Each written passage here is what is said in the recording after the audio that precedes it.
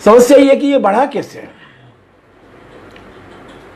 ये बीमारी साइकिल पर बैठकर नहीं आई है, ये बीमारी पैदल चलकर नहीं आई है, ये बीमारी हवाई जहाज में बैठकर आई है।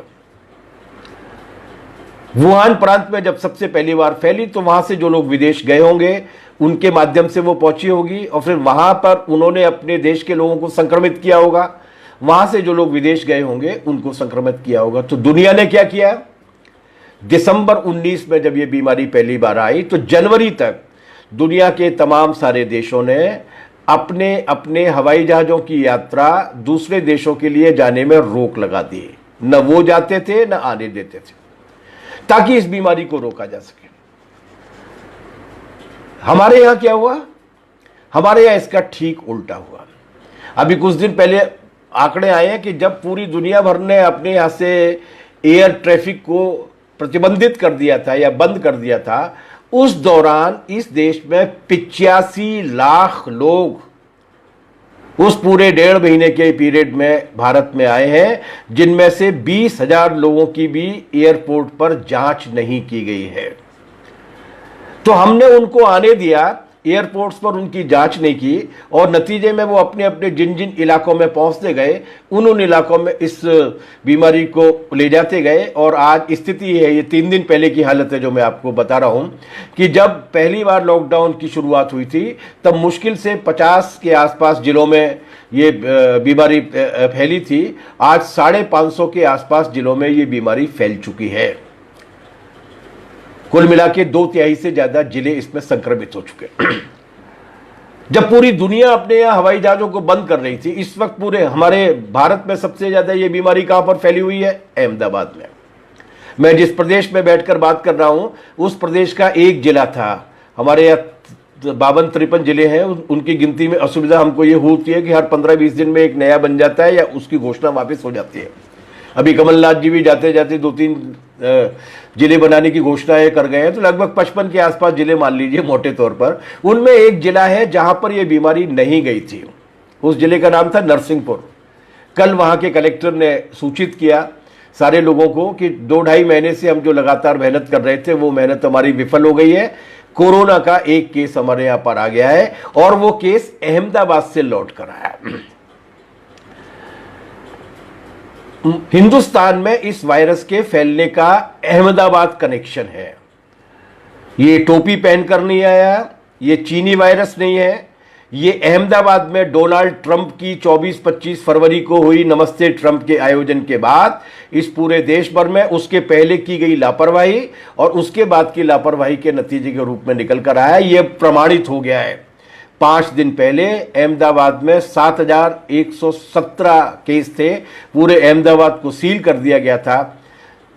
जनवरी के अंत तक 25 जनवरी को ये वायरस 30 जनवरी को ये वायरस पहली बार इस देश में आया भारत में, जब एक मेडिकल स्टूडेंट लड़की लौट कर आई केरल में।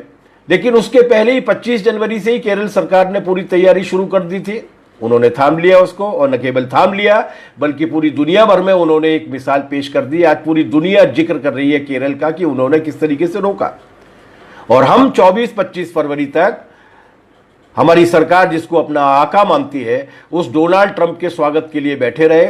उनके साथ हवाई जहाजों में भर के तमाम सारे गुजराती व्यापारी भी आए, उद्योगपति भी आए, उनका अपना भी 550-800 लोगों का दल आया और उन्होंने अहमदाबाद में भी हॉटस्पॉट बना दिया। और जिन 3 शहरों में वो गए हैं, दिल्ली में और आगरा में, उन तीनों शहरों की हालत हम लोगों ने देखी। जह जह पांव पड़े ट्रंपन के तहते बंटा ढार। तो हमारे देश में जो वायरस आया है, उस वायरस के फैलने का, उस वायरस के अनियंत्रित होने का पहला कारण तो यह है कि हमने लापरवाही की ट्रंप का स्वागत करने की वजह से। दूसरा कारण यह है कि हमने उसे रोकने के लिए प्रतिबंध नहीं। विश्व स्वास्थ्य संगठन का कहना है कि इसका केवल 3 इलाज है, और 3 इलाज है जांच, जांच और जांच। हमारे यहां पर जांच का तंत्र ही खराब है। चीन ने अभी फैसला लिया है, जिसकी आबादी तकरीबन 150 करोड़ के आसपास है, कि वो अपने सारे नागरिकों की यूनिवर्सल टेस्टिंग करेगी, सारे नागरिकों की जांच करेगी, 150 करोड़ के। स्पेन जो हमसे बहुत छोटा देश है, उस स्पेन ने यह तय किया है कि वो अपने देश के नागरिकों में 10 लाख लोगों पर कम से कम 50,000 लोगों की जांच करेगी, और हमारे यहां पर 10 लाख लोगों में केवल 1700 लोगों की जांच हो रही है। और वो जांच भी किस तरीके की हो रही है, इसके तमाम सारे नमूने निकल कर आ रहे हैं। हमने जांच नहीं की, हमने उसके प्रतिबंधात्मक उपाय नहीं उठाए। और दूसरी बात यह कि जब हमने लॉकडाउन भी किया, उस लॉकडाउन के वक्त भी हमने ये सावधानी नहीं बरती कि लॉकडाउन के नतीजे क्या किस तरीके के निकलने वाले हैं। इस देश में करोड़ों की संख्या में इस देश में ऐसे लोग रहते हैं जो रोज कमाते हैं और रोज खाते हैं, उनका क्या होगा? उनकी आमदनी जब रुक जाएगी तो वो कहां जाएंगे, क्या खाएंगे, कैसे रहेंगे? और नतीजा ये निकला कि लॉकडाउन के दौरान, लॉकडाउन के पहले हमारे यहां एक सुपर पावर कमेटी बनी थी कोविड-19 को रोकने के लिए। उसके एक सुपर चेयरमैन बने थे। उन्होंने प्रेस कॉन्फ्रेंस लेके ये घोषणा की थी कि 16 मई तक ये वायरस पूरी तरीके से खत्म हो जाएगा हमारे देश में, और 8 मई तक इस वायरस के 3600 के आसपास प्रकरण रोज आया करते थे। 8 मई के बाद अभी पिछले 3-4 दिन से 5000 से ज्यादा प्रकरण रोज आ रहे हैं, लगातार बढ़ता चला जा रहा है। और एक भयावह स्थिति पैदा हो गई है क्योंकि जांच नहीं हो रही है। जैसे जैसे जांच बढ़ेगी और भी बहुत सारे मामले आएंगे। तो दूसरा कारण यह हुआ कि हमने लॉकडाउन के बाद उसमें किस तरीके से उस वंचित जनता को रखा जाएगा, क्या खाएगी, कहां पर रहेगी। इनमें सबसे बड़ी संख्या उन प्रवासी मजदूरों की थी जो भारत का निर्माण करने के लिए जाते हैं, जिनमें बहुत बड़ी संख्या में निर्माण में काम करने वाले मजदूर होते हैं, चाहे वो इरेक्शन के काम में, फैक्ट्रियों के लिए, मशीनों के लिए, दीवारों के लिए अपने पसीने को बहाते हों, चाहे वो बिल्डिंग बनाते हों, चाहे वो मकान बनाते हों, चाहे वो ब्रिज बनाते हों, चाहे वो सड़कें बनाते हों। एक बहुत बड़ी संख्या में ऐसे मजदूर हैं जो निर्माण मजदूरों की श्रेणी में आते हैं। इन सब का क्या होगा? उन प्रवासी मजदूरों का क्या होगा जो रेहड़ी लगाते हैं, सब्जी बेचते हैं, अंडे बेचते हैं, जो पान की दुकान लगाते हैं, जो खाना लगाते हैं, इन सब का क्या होगा? इसके बारे में कोई सोच विचार करने के बजाय हमारे प्रधानमंत्री जी को टोपी में से खरगोश निकालने के जो जादू का एक कारनामा होता है उसको दिखाने की आदत है। यही काम उन्होंने नोटबंदी के वक्त किया था। पूरे देश की अर्थव्यवस्था ठप हो गई, 3 से लेकर 5% तक जीडीपी का विकास दर को नुकसान हुआ। यही प्रयोग उन्होंने किया था जीएसटी के सवाल को लेकर। उद्योग धंधे ठप हो गए, आर्थिक प्रगति पर खुद की सरकार के मुताबिक काफी चोट लगी। और तीसरा काम उन्होंने ये किया कि ताली बजाई, और ताली बजाकर ऐलान कर दिया कि अब 4 घंटे बाद से लॉकडाउन शुरू किया जाता। नतीजा क्या निकला? नतीजा निकला एक ऐसी दूसरी महामारी के रूप में। पहली महामारी से भी बचा जा सकता था अगर सरकार कोशिश करती, अगर सरकार प्रबंध करती, अगर सरकार थाली बजाने की बजाय, फूल बरसाने की बजाय, मोमबत्ती जलाने की बजाय, अगर सरकार वास्तविक रूप से ये कोशिश करती कि लोगों के बीच में जानकारी ले जाती कि ये वायरस क्या है, इससे किस तरीके से बचा जा सकता है, और टेस्टिंग की कोशिश करती है। इनको करने की बजाय उन्होंने उसको टोपी पहनाने का काम किया। पहला काम तो वो किया, और दूसरा काम ये किया कि पूरी देश की 80% के आसपास की आबादी को इतना असुरक्षित छोड़ दिया। आज से 7 दिन पहले का ये आंकड़ा था जिसमें उन्होंने ये कहा था कि इस वक्त इस देश की 34% जनता बेहद बुरी स्थिति में है। उसने अगर सुबह 1 कटोरी चावल खाया है तो शाम को खाने के लिए उसके पास कुछ नहीं है। और उसी रिपोर्ट में कहा था कि 1 सप्ताह बाद इस देश की 64% आबादी ऐसी हो जाएगी जो लगभग इस स्थिति में पहुंच जाएगी, क्योंकि उनकी आमदनी का कोई जरिया नहीं होगा। वही स्थिति आ गई। और इसलिए जो दूसरी महामारी इस वक्त हमारे देश में फैली है, जो महामारी बहुत दूर तक जाएगी, मुमकिन है कि थोड़े समय के बाद, कुछ महीनों के बाद कोविड-19 की बीमारी पर, कोरोना वायरस की बीमारी पर काबू पा लिया जाए। लेकिन ये जो दूसरी महामारी है, ये महामारी बहुत आगे तक जाएगी, और इस महामारी का नाम है बेरोजगारी, जो अपनी 3 बहनों के साथ आती है। उसकी पहली बहन का नाम है भूख, दूसरी बहन का नाम है दरिद्रता, और तीसरी बहन का नाम है मौत। इस बेरोजगारी की महामारी को कहां तक पहुंचा दिया गया है? अभी मैंने आपके बीच में आंकड़े रखे थे कि हरियाणा में कितने संक्रमित पाए गए, देश में कितने संक्रमित पाए गए, दुनिया में कितने संक्रमित पाए गए। इस बेरोजगारी की महामारी से कितने लोग संक्रमित हैं? 6 दिन पहले CMIE, इस देश में आंकड़ों को इकट्ठा करने वाला जो एक भरोसेमंद तंत्र है, उस तंत्र ने सर्वे करने के बाद यह बताया था कि 14 करोड़ लोगों का रोजगार छिन चुका है। 14 करोड़ लोग इस देश में बेरोजगार हो गए हैं कोविड-19 के आने के बाद, लॉकडाउन के बाद से। अजीम प्रेमजी साहब की एक यूनिवर्सिटी है, उस अजीम प्रेमजी यूनिवर्सिटी ने सर्वे करने के बाद यह जानकारी दी कि इस देश के शहरों में काम करने वाले 10 में से 8 लोगों का काम समाप्त हो गया है। पहली महामारी को हम रोक नहीं पाए, पहली महामारी को हम हवाई जहाज में बिठा कर लाए, उसको आने दिया, उसको जिलों तक फैलने दिया, उसको पूरे देश भर में संक्रमण फैलाने दिया, और इस दूसरी बीमारी को भी हम नहीं थाम पाए। और उसके बाद 2 महीने 2.5 महीने के बाद भी जब हमारी सरकार जागी है, अजीम प्रेम जी का आंकड़ा है कि 10 में से 8 लोग शहर में बेरोजगार हो गए, आमदनी उनकी बंद हो गई है। CMIE की रिपोर्ट यह है कि 14 करोड़ बेरोजगार हो गए हैं, और हमारी सरकार जो 20 लाख करोड़ का पैकेज लेकर आई है, उस पैकेज में इस महामारी के इन दोनों सिम्टम्स को, इन दोनों पहलुओं को टैकल करने के लिए, उनका सामना करने के लिए किसी भी प्रकार की कोई गुंजाइश नहीं है, कोई प्रबंध नहीं है। इसके और पहलुओं में जाने की बजाय हम यहां पर 2 पहलुओं को चर्चा करना चाहेंगे। एक तो ये जो वापसी हो रही है, पूरी दुनिया भर से जो लोग लौट कर आ रहे हैं, वो क्या करने वाले हैं, उसका क्या नतीजा निकलने वाले हैं। ये जो मजबूरी में घर वापसी हो रही है, ये जो महापलायन देश पिछले 1.5 महीने से लगातार देख रहा है। हम जिस शहर में बैठकर आपके बीच में बोल रहे हैं, उस शहर का नाम भोपाल है, और उसकी बदनसीबी यह है कि वो इस देश के बीच में है। दक्षिण से लेकर सारे कोनों से जितनी बड़ी तादाद में लोग आते हैं, मेला लगा रहता है हाईवेज के ऊपर, सर पर बोझ लाते हुए, अपने छोटे बच्चों को पैदल चलाते हुए, बिना चप्पल के, बिना जूते के, बिना खाने के, बिना पानी के, तपती हुई धूप से बचने के लिए सुबह 4 बजे से निकलते हैं और सुबह 9-10 बजे तक चलते हैं। उसके बाद फिर रात के वक्त में चलते हैं, कुछ ले जा रहे हैं, ट्रेन पर कुछ ले जा रहे हैं, वह बसेज के जरिए कुछ ले जा रहे हैं। उनके लिए हमारी सरकार न बस चला पाई, कुछ बसें चलाने की कोशिश हुई, उत्तर प्रदेश में तो वो राजनीति का शिकार हो गई। घोषणाएं की जा रही हैं कि बस चलेंगी। हम जहां बैठे हुए हैं उससे कोई 400 मीटर की दूरी पर एक परिवार पिछले 3 दिन से बैठा हुआ है, उसके पास कूपन है, जिस कूपन पे बस 3 दिन पहले आने वाली थी, बस आज तक नहीं आई है, वो वहां पर पड़े हुए हैं। ये जो स्थिति है, इस स्थिति से बाहर निकलने के लिए आपके पास कुछ है क्या? ये प्रवासी भारतीय भारत के निर्माता हैं, देश को ये बनाते हैं। अंबानी नहीं बनाता, अडानी नहीं बनाता, कोई नेता नहीं बनाता।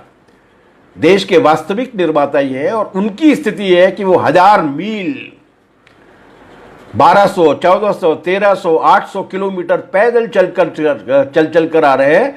कितनी बुरी अवस्था में आ रहे हैं, और उनमें से ज्यादातर लोग ये बोल रहे हैं कि अब हम दोबारा लौट कर नहीं जाएंगे। वो दोबारा लौट कर जा पाएंगे कि नहीं जा पाएंगे, वो एक अलग पहलू है। लेकिन इस वापसी का इस देश पर असर क्या होगा?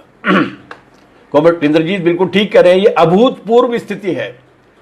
ये 5000 साल की भारत की लिखित इतिहास की सभ्यता में इतने बड़े पैमाने पर महापलायन कभी नहीं हुआ। एक बार हुआ था अंग्रेजों के जमाने में, जब ढाका में काम करने वाले 2 लाख मजदूरों की संख्या घटकर 20 साल में 20,000 रह गई थी। और वो इसलिए रह गई थी कि उनको मैनचेस्टर की कपड़ा खदानों का कपड़ा बेचना था, तो ढाका की लूम तोड़ दी गई थी।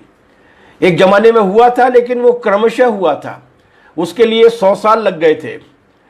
18वीं सदी की शुरुआत में इस देश में जो शहरी आबादी हुआ करती थी वो 55% के आसपास हुआ करती थी, और 19वीं शताब्दी के अंत तक आते आते इस देश की शहरी आबादी, मतलब अंग्रेजों के जाने के वक्त से पहले तक इस देश की जो शहरी आबादी थी वो घटकर रह गई थी केवल 15%। 35% लोग वापस चले गए थे क्योंकि उद्योग धंधे खत्म हो गए थे।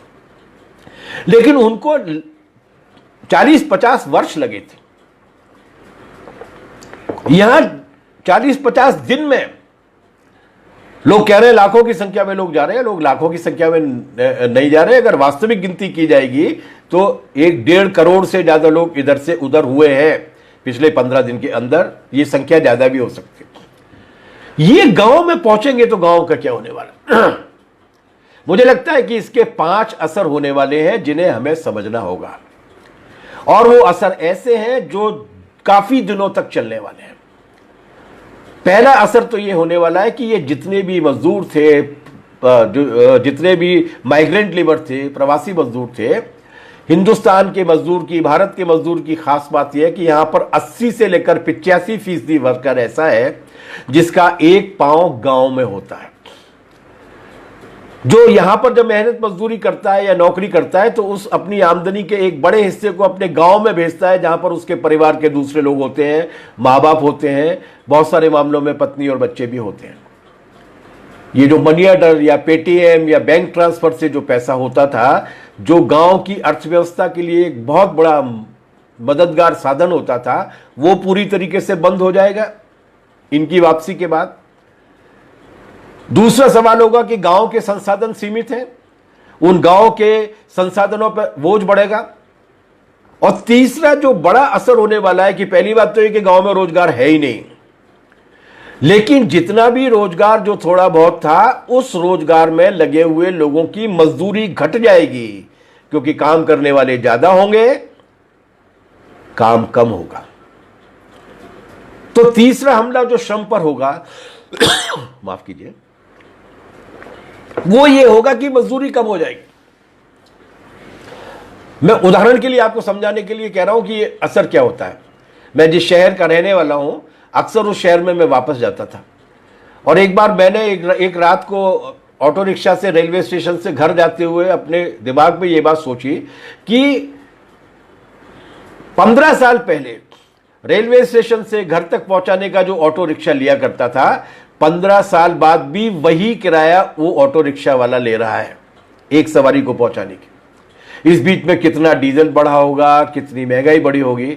तो एक रात को लौटते लौटते मैंने उससे पूछा कि ये क्या है यार, तुम लोगों का रेट वही है कि स्टेशन से बाहर निकलो तो तत्काल बोलते हो कि बस इतने दीजिएगा, 15 साल से लगातार यही रेट बोल रहे हो। उसने कहा कि 15 साल पहले जितने ऑटो थे आज उससे कम से कम 10 गुना 12 गुना ऑटो हो गए हैं, लाइन से खड़े रहते हैं।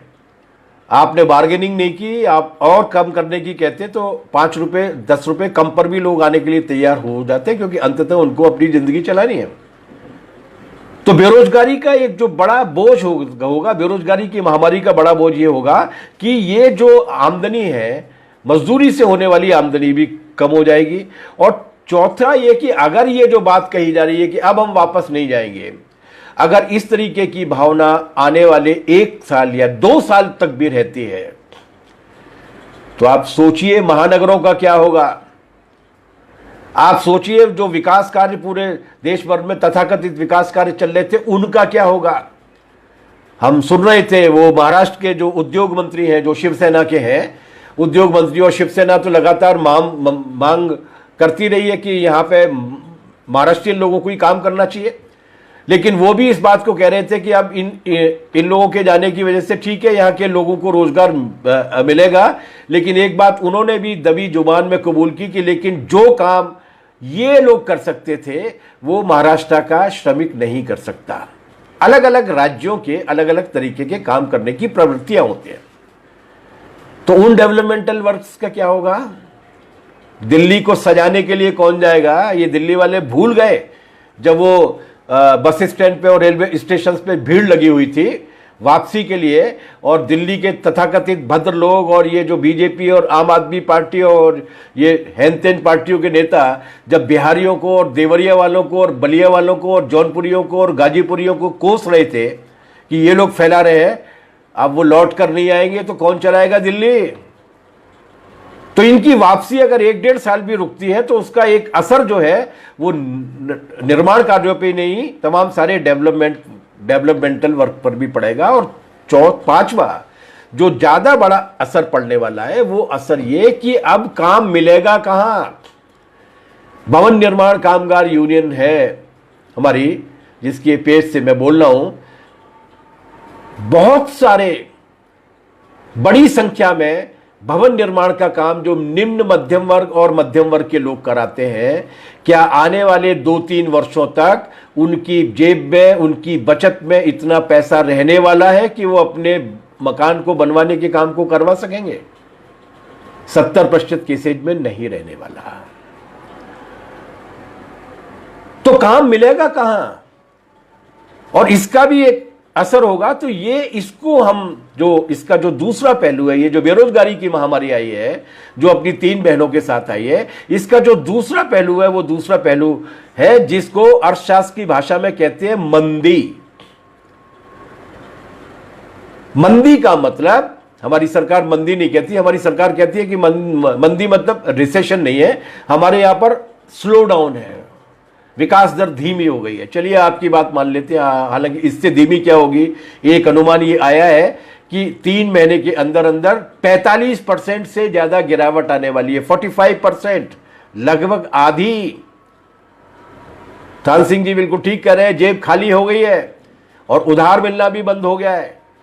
और मेरा डर है, मैं कबूल करता हूं कि मैं ये कामना करूंगा कि मेरी ये आशंका गलत साबित हो, लेकिन नरेंद्र मोदी जब ये बोल रहे थे कि लैंड, लेबर, लिक्विडिटी और लॉ, उस वक्त लिक्विडिटी को सुनते हुए पता नहीं मेरे दिमाग में ये क्यों डर पैदा हुआ कि भाई ये भी कर सकता है कि अनाउंसमेंट कर दे किसी दिन कि आज रात के 12 बजे से आप अपने बैंक अकाउंट में से आने वाले 6 महीने तक पैसा नहीं निकाल पाएंगे क्योंकि देश को पैसे की आवश्यकता है।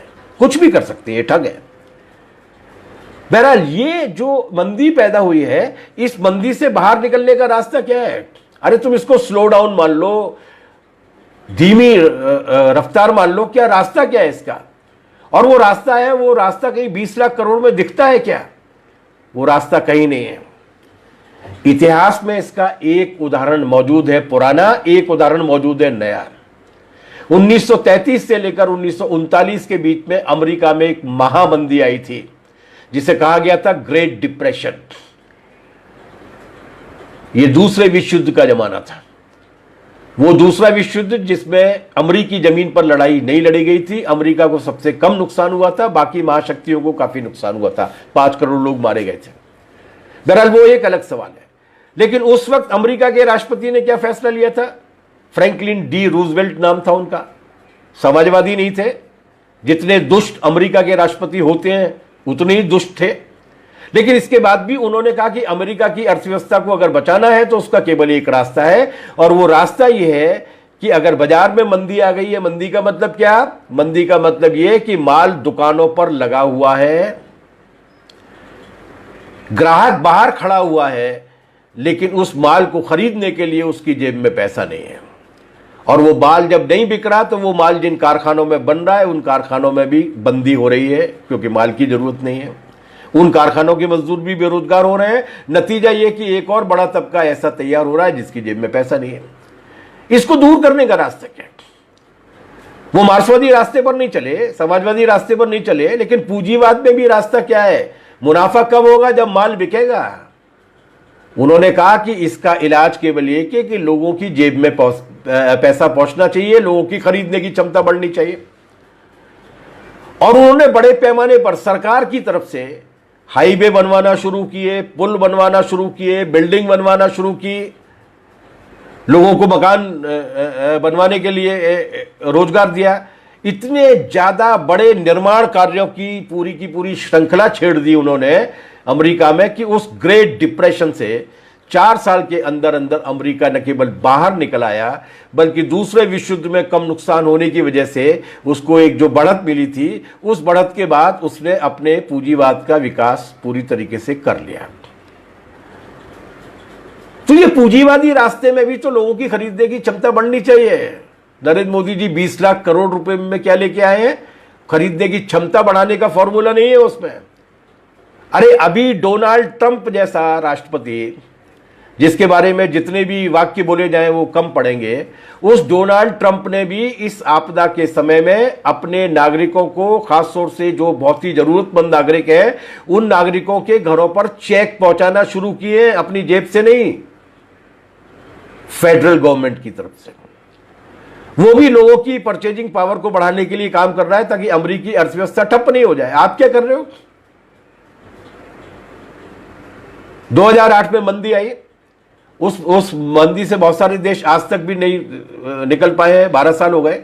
लेकिन उस मंदी से बाहर निकलने के लिए चीन ने क्या किया, उसने भी बड़े पैमाने पर निर्माण कार्य शुरू किए, बड़े पैमाने पर डेवलपमेंटल वर्क किए, बड़े पैमाने पर लोगों को रोजगार दिया। जब जेब में पैसा आएगा, ग्राहक दुकान पर जाएगा, दुकान का माल उसके पास आएगा, पैसा पहुंचेगा, दुकान के माल को भरने के लिए दोबारा से कारखाने चलेंगे। अरे यही रास्ता है।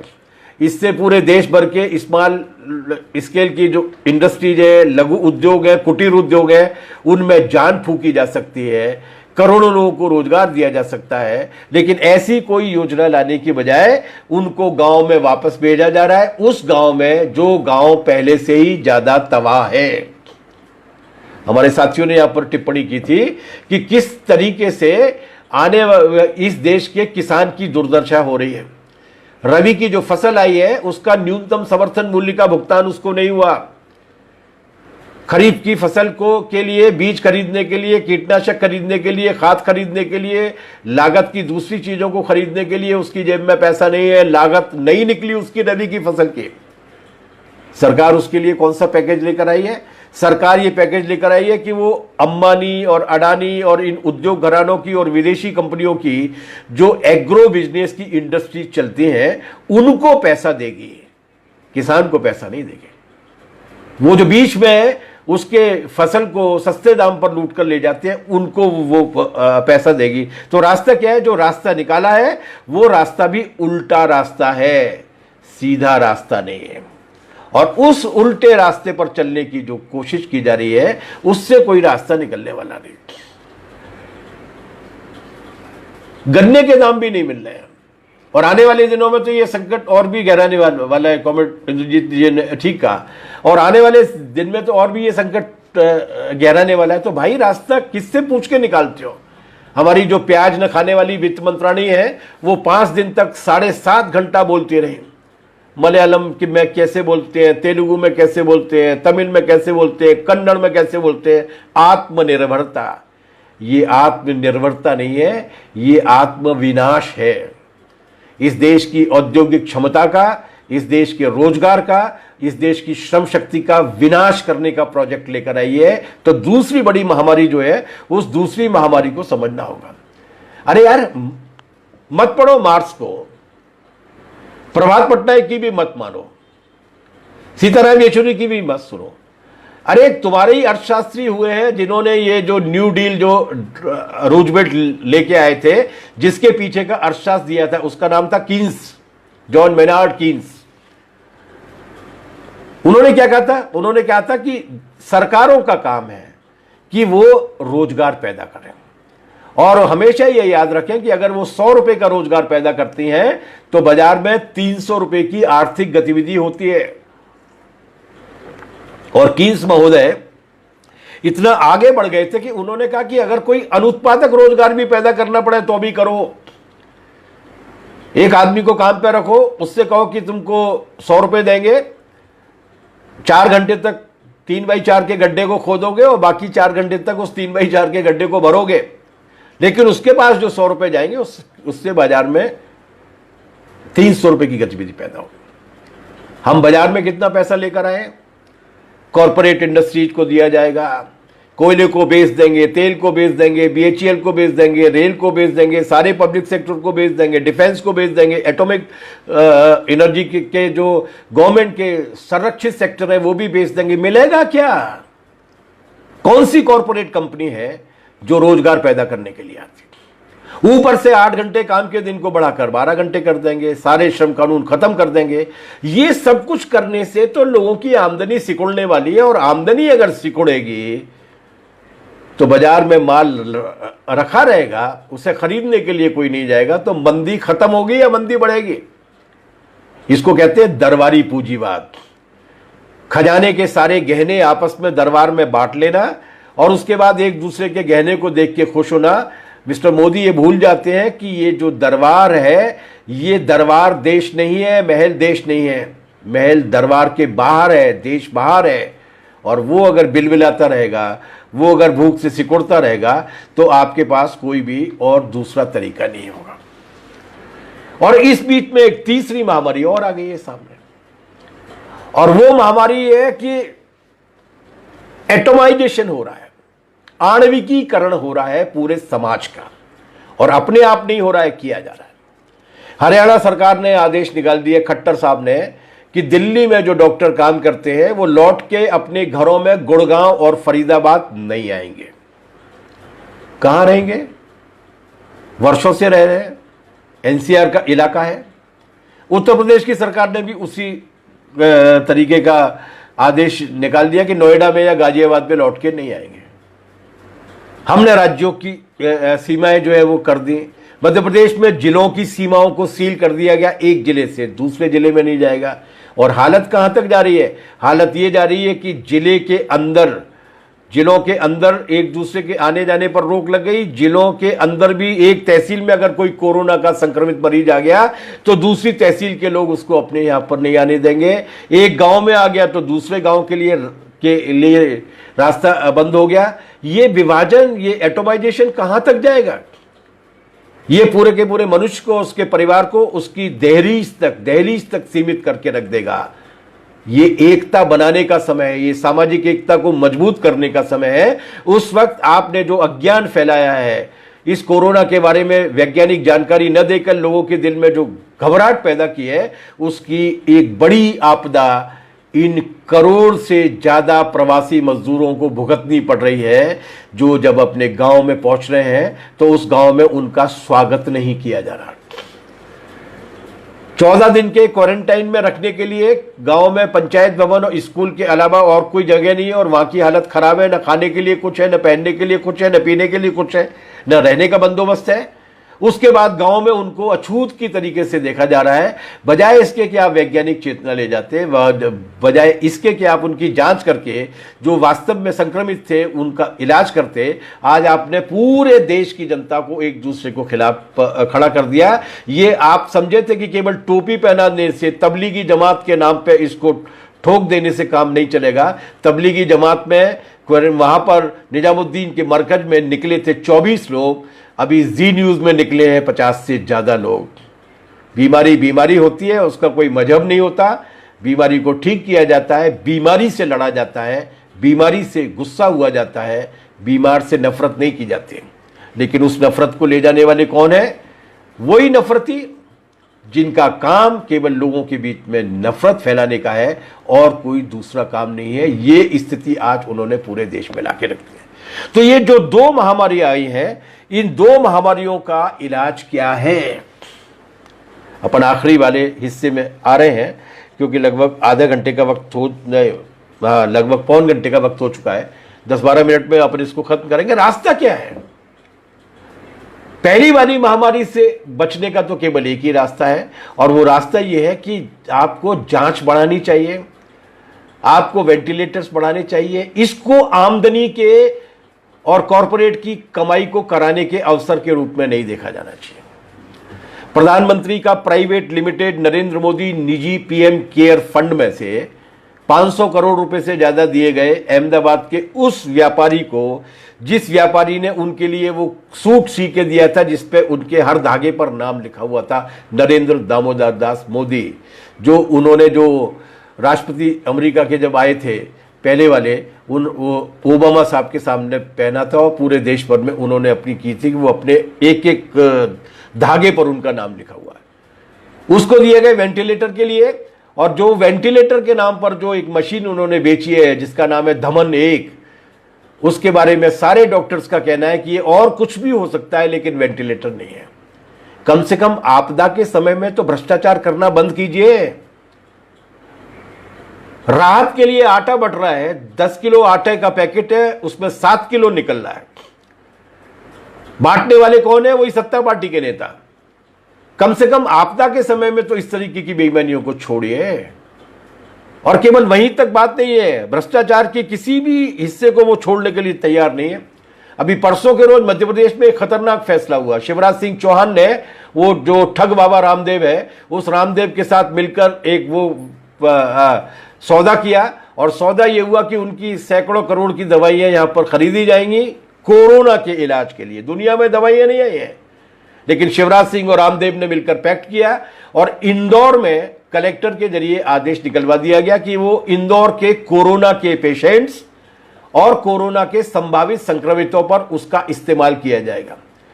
वो दवाइयां जिनका कहीं कोई परीक्षण नहीं हुआ, उनका परीक्षण जीते जागते मनुष्यों के ऊपर किया जाएगा, जबकि इस देश में आईसीएमआर की गाइडलाइंस है, क्लिनिकल टेस्ट के तरीके हैं, उन सबको छोड़ के 24 घंटे में परमिशन उन्होंने दे दी और इस देश के, मध्य प्रदेश के नागरिकों को गिनी पिग बना दिया, चूहा बना दिया कि रामदेव आएगा, सैकड़ों करोड़ की दवाइयां अपनी बेचेगा, उसका परीक्षण जो क्लिनिकल ट्रायल है वो मनुष्यों पर होगा।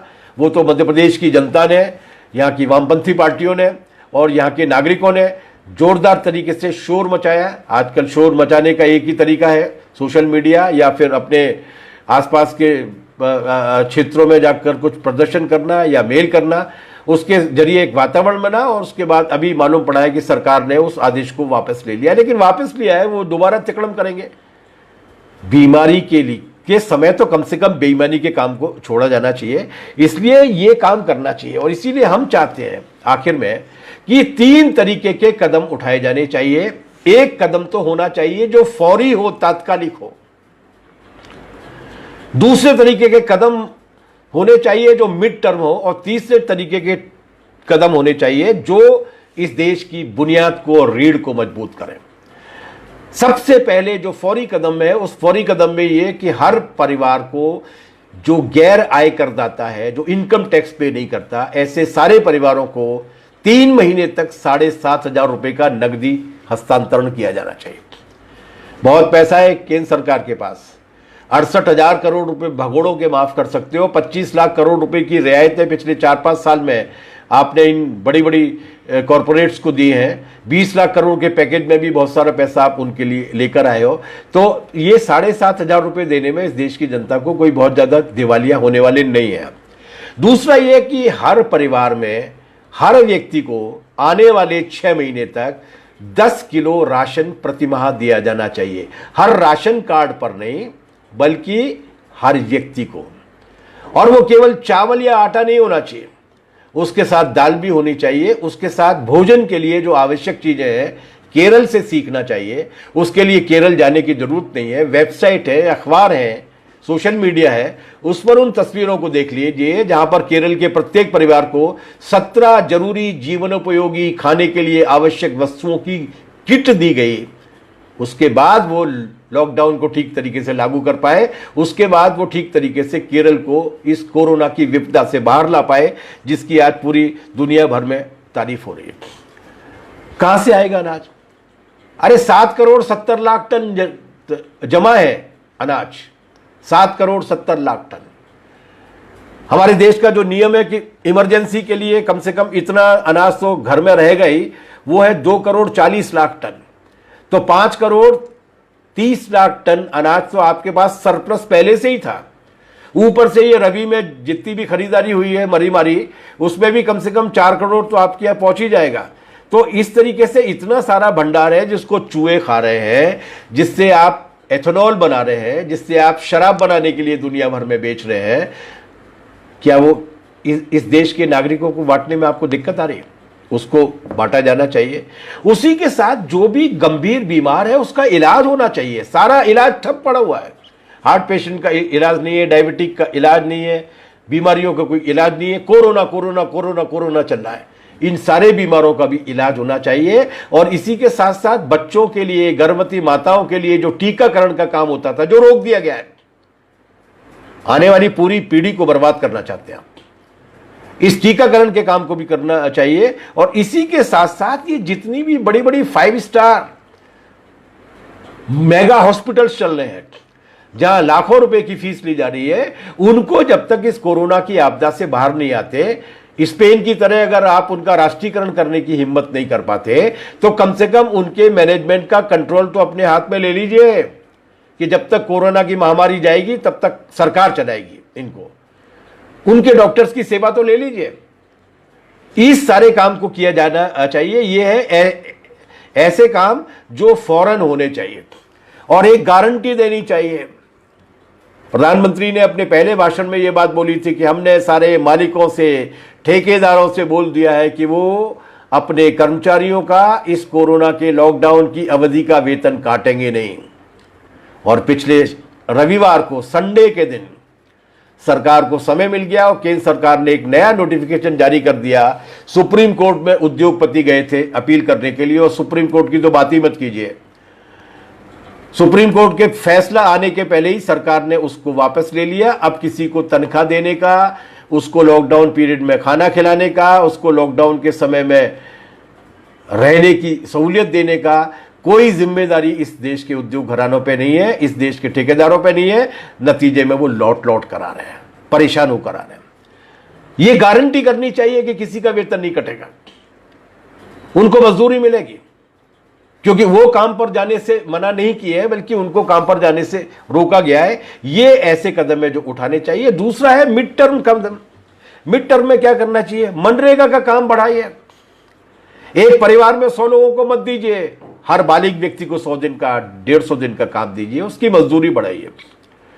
हमारी प्याज न खाने वाली वित्त मंत्रालय ने कहा है कि 40 से 50% काम बढ़ाया जाएगा मनरेगा में प्रवासी मजदूरों के लिए। पैसा नहीं बढ़ाया, काम बढ़ाने की घोषणा कर दी कागजी। उसके लिए सरकार को पैसा देना चाहिए, केंद्र सरकार को पैसा देना चाहिए, और ग्रामीण इलाकों में उस काम को करना चाहिए। दूसरी बात यह कि ग्रामीण अर्थव्यवस्था को दोबारा से पुनर्जीवित करके नए तरीके से ढालिए। ये नहीं जाने वाले वापस, कम से कम 1-1.5 साल तक तो नहीं जाने वाले। और जिस तरीके की चोट, अपमान और जिल्लत देख कर आए हैं, उसके बाद तो नहीं जाने वाले। अगर उनका दम चलेगा तो क्या कर सकते हैं? हर पंचायत से कहिए कि वो फूड प्रोसेसिंग के मिनिमम प्लांट लगाए। कहीं आलू पैदा होते हैं, आलू के चिप्स बनाने की फैक्ट्री तैयार कीजिए, छोटे पैमाने पर बन जाती है। पंचायतों से कहिए कि वो चलाएं इसको। जहाँ टमाटर पैदा होते हैं वहाँ टोमेटो केचप के लिए कोशिश कीजिए। जहाँ मिर्च पैदा होती है, उस मिर्च के प्रोसेसिंग के 50 तरीके हैं, अचार बनाने से लेके मिर्च पाउडर बनाने तक। ऐसे तमाम सारे काम, इस तरीके की टेक्नोलॉजी आ गई है जो पंचायत स्तर पर हो सकती है। वहां पर नए रोजगार पैदा किया जा सकते हैं। निर्माण कार्य कराइए गांव में। आपको गांव की अर्थव्यवस्था को दोबारा से पुनर्जीवित करने की योजना बनानी पड़ेगी। और उसके साथ साथ ये जो एमएसएमई है, उनके लिए हमारी सरकार ने कहा कि 3 लाख करोड़ रुपए इस 20 लाख करोड़ के प्रोजेक्ट में दिए गए। नहीं दिए गए, एमएसएमई को दिए जाएंगे, एमएसएमई सहित इंडस्ट्रीज को दिए जाएंगे, जो सहित में फिर उनका नंबर लगता नहीं है। और दूसरी बात है कि उनको 3 लाख करोड़ मत दीजिए। केंद्र सरकार पर और कॉरपोरेट कंपनियों पर उनके 5,40,000 करोड़ रुपए बकाया हैं, उनका भुगतान करा दीजिए। वो अपने आप पैरों पर खड़े हो जाएंगे। वो जो माल पैदा करते हैं, पापड़ से लेकर बड़ियों तक, बिंदी से लेकर चूड़ी तक, ये जो छोटे छोटी जगह पर जो काम पैदा होते हैं, जिनको आप बाहर से लेकर आ रहे हैं, उन बाहर से लाने वाले कामों की बजाय बेहतर होगा कि आप उन पर, बाहर से आने वाले उत्पादों पर उस तरीके की रोक को बहाल करें जो बिल क्लिंटन को डिनर के वक्त तोहफे में देने के लिए अटल बिहारी वाजपेयी जी की सरकार ने वापस ले ली थी। उन्हें पनपने के लिए वातावरण मुहैया कराइए। और तीसरा यह कि इन प्रवासी मजदूरों की वापसी के बाद जो असर पड़ने वाले हैं, उसके संबंध में कुछ न कुछ किया जाना चाहिए। यह है मध्यवर्ती कदम। और जो इसके दीर्घावधि कदम है, उस दीर्घावधि कदम में पहली बात तो यह कि इस देश का बाजार किससे चलता है? किसान से चलता है, ग्रामीण आबादी से चलता है। उस ग्रामीण आबादी के जब तक उसको, कृषि को आप ठीक तरीके से उसको ठीक नहीं करेंगे, उसकी मुश्किलों को दूर नहीं करेंगे, और उसके लिए पूरे का पूरा पैकेज है। अभी 27 तारीख को इस देश के 234 किसान संगठन अखिल भारतीय किसान संघर्ष समन्वय समिति के नेतृत्व में मांग करने वाले, उसको स्वामीनाथन आयोग की सिफारिश के हिसाब से उसकी फसल के 1.5 गुना दाम दो, लागत से 1.5 गुना दाम, C2 + 50% के हिसाब से उसे सब्सिडाइज रेट पर, घटी हुई दरों पर खाद और कीटनाशक और बिजली और नहर का पानी उपलब्ध कराओ। उसके रीच में, उसके दायरे में कोल्ड स्टोरेज का निर्माण करो ताकि वो अपनी फसल को सही कीमत मिलने के वक्त तक रख सके। उसके इलाके में उन तमाम सारी ढांचागत सुविधाओं का विकास करो जो जरूरी होती है। उसको बैंकों के जरिए जो ऋण मिलता है, उसकी ब्याज की दर को कम करो, ऋण के अनुपात को बढ़ाओ, उसके नाम पर भी बंबई में बैठा हुआ एग्री बिजनेस चलाने वाला मुकेश अंबानी ले जाता है 65% लोन उसका, महाराष्ट्र का। ऐसी हालत सब जगह पर है, उसको ऋण उपलब्ध कराओ। जब इतने सारे काम आप करेंगे, उस पूरे के पूरे जो अर्थव्यवस्था को जिस तरीके से आपने कॉरपोरेट कंपनी और डॉलर बिलियनर्स, डॉलर खरबपतियों के आधार पर आंकना जो शुरू किया है, उसको पलट के किसान की समृद्धि के हिसाब से, ग्रामीण परिवार की समृद्धि के हिसाब से नापिए, अपने आप पूरी की पूरी हालत बदल जाएगी। किसानों की आमदनी बढ़ेगी, खेत मजदूरों की आमदनी बढ़ेगी, इस देश की पर कैपिटा आमदनी बढ़ेगी, गरीबी ही नहीं टूटेगी, मंदी हमेशा के लिए छिटक कर दूर चली जाएगी। उसके लिए ये करो। और तीसरी, कोरोना क्यों आया और कोरोना कैसे रुका, अपने अनुभव से सीख लो भाई। केरल ने अगर कोरोना को रोका तो केवल इसलिए कि उसके पास गांव तक सक्षम स्वास्थ्य सुविधाओं का ढांचा था, तंत्र था। लोग ही शिक्षित नहीं थे, उसके पास एक मैकेनिज्म भी था, हेल्थ सिस्टम गांव तक पहुंचा हुआ था। हमारे यहां पर स्वास्थ्य पर खर्चा करने के लिए 1% से भी कम है हमारे पास जीडीपी का। कम से कम 3% जीडीपी का स्वास्थ्य के ऊपर खर्च कीजिए। 70 साल हो गए इस देश की आज़ादी को, 72 साल हो गए इस देश की आज़ादी के बाद। उसको फंडामेंटल राइट के रूप में दीजिए ना, उसको स्वास्थ्य का अधिकार, कि इस देश में पैदा होने वाले व्यक्ति को स्वस्थ रहने का अधिकार फंडामेंटल राइट के रूप में होगा, उसको दीजिए। कम से कम 3% खर्च कीजिए। और ये जो मोरोना की बीमारी आ रही है, उस मोरोना की बीमारी को भी तो रोकिए, वो तीसरी महामारी है। ये जो हरियाणा मतलब दिल्ली में काम करने वाला डॉक्टर गुड़गांव नहीं जाएगा और फरीदाबाद भी नहीं जाएगा, और नोएडा का जो डॉक्टर है वो अगर दिल्ली में काम करता है तो वहां तक नहीं जाएगा। ये जो बीमारी फैली है, मोरोना की बीमारी, मूर्छता की वायरस की बीमारी, जिसे खुद पंतप्रधान और उनकी पार्टी की ओर से फैलाया जा रहा है, उसको भी तो रोकिए। और उसका तरीका क्या है? लोगों को पढ़ने लिखने का अवसर दीजिए। इस देश का जो पारंपरिक ज्ञान है, इस देश का जो समृद्ध ज्ञान है, जो उस जमाने में भौतिकवादी दर्शन के प्रणेताओं के रूप में निकल कर आया औषधि के क्षेत्र में, चाहे वो चरक हो, चाहे वो सुश्रुत हो, चाहे वो धन्वंतरी हो, चाहे वो बृहस्पति हो, चाहे वो चारवाक हो, उनके जमाने से जो श्रृंखला लगातार चलती आई बौद्ध के काल से, जिस श्रृंखला ने इस देश में औषधियों का और स्वास्थ्य के क्षेत्र का बहुत विकास किया, कहाँ है वो ग्रंथ? थाली बजा रहे हैं, लोटा बजा रहे हैं, बाल्टी बजा रहे हैं, ये क्या पागलपन है? इनके लिए चरक क्या बोल के गए थे? इन सारी चीजों को ले जाइए, शिक्षा को गांव तक पहुंचाइए। शिक्षा पर भी कम से कम बजट का, जीडीपी का 6% खर्च किया जाना चाहिए। इन सारे कामों को कीजिए। अगर ये सारे काम करेंगे तो मानवता भी बचेगी, दोनों महामारियां भी बचेंगी, और उस महामारी को भगाने के लिए इस देश की जनता भी ताकतवर होगी। बिल्कुल आखिर में इन तीनों महामारियों की, कोरोना की, बेरोजगारी और उससे जुड़ी हुई दूसरी महामारी, और तीसरी महामारी मोरोना की महामारी, मूर्छता की महामारी, इन तीनों महामारियों का असली वायरस कौन है? लोग पूछते हैं कि कोरोना का मायका कहां है, कोरोना की ससुराल कहां है?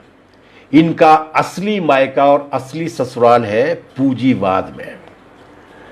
प्रकृति को जिस तरीके से दोहन किया गया है, पहाड़ों को तोड़ा गया, खोद के रख दिया गया, नदियों को सुखा दिया गया, जंगलों को काट दिया गया, प्रकृति के पूरे पर्यावरणीय संतुलन को ध्वस्त किया गया मुनाफे के लिए। नतीजा ये निकला कि वायरस अपने पुराने रूप बदल बदल के नए नए म्यूटेशन करके हमारे मनुष्यता पर हमला करना है, सिर्फ कुछ मुट्ठीभर लोगों के मुनाफे के लिए। और ठीक उसी तरीके से ये जो बीमारी फैली है, वो भी सिर्फ मुट्ठीभर मुनाफे के लिए। ट्रंप का स्वागत करने का लालच। ये कहा गया है कि तानाशाह की खास बात ये होती है कि वो अपने से ताकतवर से डरता है और अपने से कमजोर को डराता है। ट्रंप को जो खुदा मानने वाली, ट्रंप को जो ईश्वर मानने वाली विकृत, अभारतीय, देशद्रोही मानसिकता है, उस मानसिकता में अमेरिकी कॉरपोरेट कंपनियों को ललचाने के लिए और अपनी कॉरपोरेट के लिए अमेरिका और अमेरिका के प्रभाव वाले देशों में कुछ झूठन के बाजार को तलाशने के लिए और जिस तरीके से पूंजीवादी व्यवसाय करने वाले स्वास्थ्य के मालिकों को फायदा पहुंचाने के लिए जो लापरवाही बरती गई, और जो पूंजीवाद की लापरवाही थी कि इस देश की जनता के शरीर को इतना कमजोर कर दिया गया कि उसका इम्यूनाइजेशन सिस्टम भी कमजोर हो गया, तो इस देश में भी उस बीमारी के आने की वजह है पूंजीवाद। और यही पूंजीवाद है जो वेंटिलेटर के घोटालों में, आटा चोरी में और गिनी पिग्स बना के रामदेव की दवाओं के परीक्षण के रूप में आ रहा है। इसलिए कोरोना से बचना है तो साबुन से हाथ धोइए, लेकिन कोरोना, मोरोना और बेरोजगारी और मनुष्यता की इन सारी महामारियों से बचना है तो पूंजीवाद से हाथ धोना पड़ेगा। पूंजीवाद से हाथ धोकर एक नई व्यवस्था को लाना पड़ेगा जिसके बनाए बिना इस दुनिया की मानवता को बचा पाना बहुत ज्यादा मुश्किल है। मास्क लगाइए चेहरे पर, यह कोरोना से बचाव करेगा, लेकिन यह कोरोना से फौरी बचाव करेगा। कोरोना और इन सारी महामारियों से बचना है तो मास्क लगाने के साथ साथ मार्स को भी पढ़ना पड़ेगा, मार्स को भी जानना पड़ेगा, मार्स को भी अपनाना पड़ेगा और उनको अपनाते हुए उस रास्ते पर बढ़ना पड़ेगा जो रास्ता इस पूरी दुनिया भर की मानवता को बचाने का रास्ता। क्या ये काल्पनिक बात है? देख लीजिए क्यूबा क्या कर रहा है, जो समाजवाद के रास्ते पर चला। दुनिया के 65 देशों में गए हुए हैं क्यूबा के डॉक्टर कोरोना की महामारी से लोगों को बचाने के लिए। अपने देश में तो थाम ही लिया। चीन क्या कर रहा है? वुहान प्रांत में फैली, उसके बाद उसने नियंत्रित किया, दोबारा से लौट कर आई, अब वो पूरी चीन की टेस्टिंग करके उसको नियंत्रित करने की कोशिश कर रहा है। छोटा सा वियतनाम, जिस वियतनाम पर इतने बम गिराए थे अमेरिका ने कि उस पूरे वियतनाम की धरती पर 7-8 इंच मोटी बारूद की परत खेतों में जम गई थी। उस वियतनाम ने चीन के बिल्कुल बगल में होने के बाद भी एक भी मौत नहीं हुई कोरोना से। कोरोना पर काबू पा लिया और करोड़ों की संख्या में मास्क और हजारों की संख्या में वेंटिलेटर बना के उसने उस अमेरिका के लिए भेजे हैं जिस अमेरिका ने उसका नाश करने में कोई कसर नहीं छोड़ी थी। ये कहते हुए कि पार्टनर, जो पुरानी लड़ाई थी वो बात की बात है, लेकिन अभी अमेरिकी जनता भी मनुष्य है। और जैसा कि चे गुएवारा ने कहा था कि लाखों करोड़ों अरबों डॉलर की संपत्ति से ज्यादा कीमती होता है किसी एक व्यक्ति का जीवन।